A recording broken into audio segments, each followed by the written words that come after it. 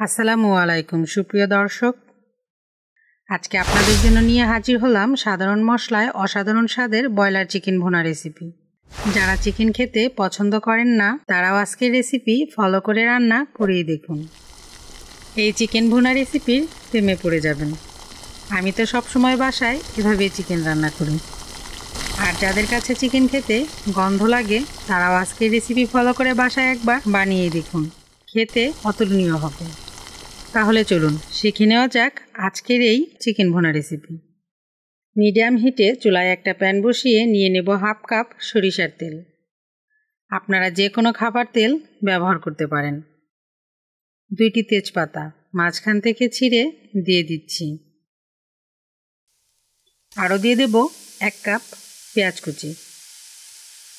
আমি 1.5 KG chicken রান্না করব, আর চিকেন স্কিন বাদ দিয়ে নিয়েছি, তাই তেলের পরিমাণ হাফ কাপ নিয়েছি।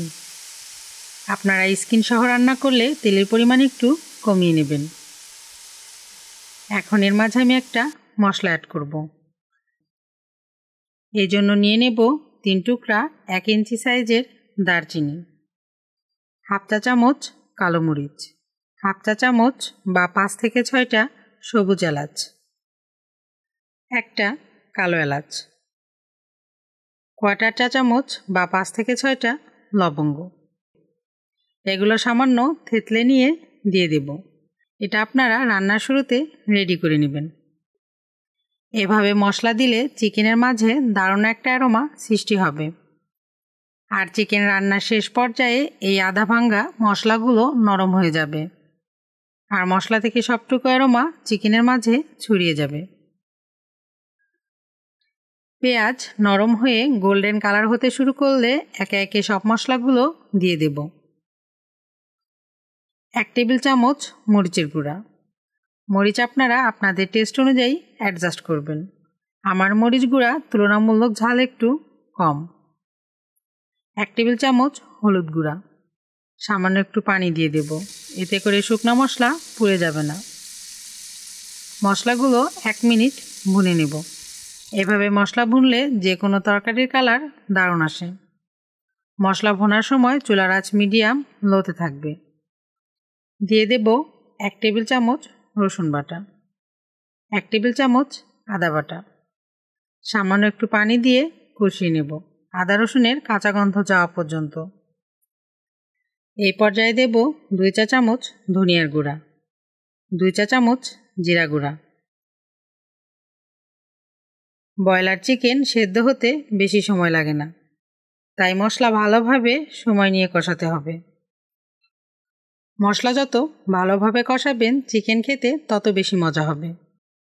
হাফ কাপের মতো পানি দিয়ে মিডিয়াম লো আঁচে ঢাকনা দিয়ে ঢেকে মশলা কষাবো, উপরে তেল ভেসে ওঠা পর্যন্ত। ফিরে এলাম 7-8 মিনিট পর। মশলা কষানো হয়ে গেছে, তেল উপরে ভেসে উঠেছে। মাঝে 2 একবার ঢাকনা খুলে নেড়ে দিবেন, না হলে মশলা পুড়ে যেতে পারে। এখন দিয়ে দেব আগে থেকে কেটে ধুয়ে পরিষ্কার করে রাখা 1.5 কেজি চিকেন। চিকেনের পিসগুলো একটু বড় করে কেটে নিয়েছি। আপনারা আপনাদের পছন্দ মতো সাইজের কাটবেন। আমরা সবাই একই ধরনের মশলা দিয়ে রান্না করি, কিন্তু খেতে ভিন্ন স্বাদের হয়।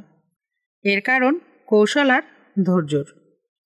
রান্না হচ্ছে একটা শিল্পের মতো, একটু সময় নিয়ে করলে আপনার রান্নাও খেতে অসাধারণ হয়ে উঠবে। চুলার আঁচ এই পর্যায়ে মিডিয়ামে আছে। এই মিডিয়াম আঁচে 7 থেকে 8 মিনিট কষিয়ে নেব। আপনারা অবশ্য লক্ষ্য করেছেন আমি কোনো লবণ ব্যবহার করিনি। চিকেনে আগে লবণ ব্যবহার করলে চিকেন পানি ছেড়ে দিবে, আর ভালো মতো কষানো হবে না। আর এভাবে চিকেন কষিয়ে নিলে ব্রয়লার চিকেনের স্মেলটাও দূর হয়ে যায়। প্রায় 10 মিনিট কষিয়ে নেওয়ার পর দিয়ে দেব 1.5 টেবিল চামচের মতো লবণ। লবণ আপনারা আপনাদের স্বাদ মতো অ্যাডজাস্ট করবেন। লবণ দেওয়ার সাথে সাথে চিকেন পানি ছাড়তে শুরু করবে। চিকেন কিন্তু অলরেডি 50% সেদ্ধ হয়ে গেছে। এখন ঢাকনা দিয়ে ঢেকে আরও 5 মিনিট কষাবো। 5 মিনিট পর দেখুন চিকেন থেকে পানি বের হয়েছে। এখন ঢাকনা খুলে চিকেন কষাবো পানি শুকানো পর্যন্ত। আমার রেসিপি ভালো লাগলে লাইক, কমেন্ট ও বন্ধুদের সাথে শেয়ার করবেন। আর চ্যানেলটি সাবস্ক্রাইব করে পাশে থাকবেন। আমার চ্যানেলে নিত্য নতুন রেসিপি সবার আগে পেতে পাশে থাকা বেল আইকন প্রেস করে দিবেন। এতে করে আমার দেওয়া রেসিপিগুলো সবার আগে পৌঁছে যাবে আপনার কাছে।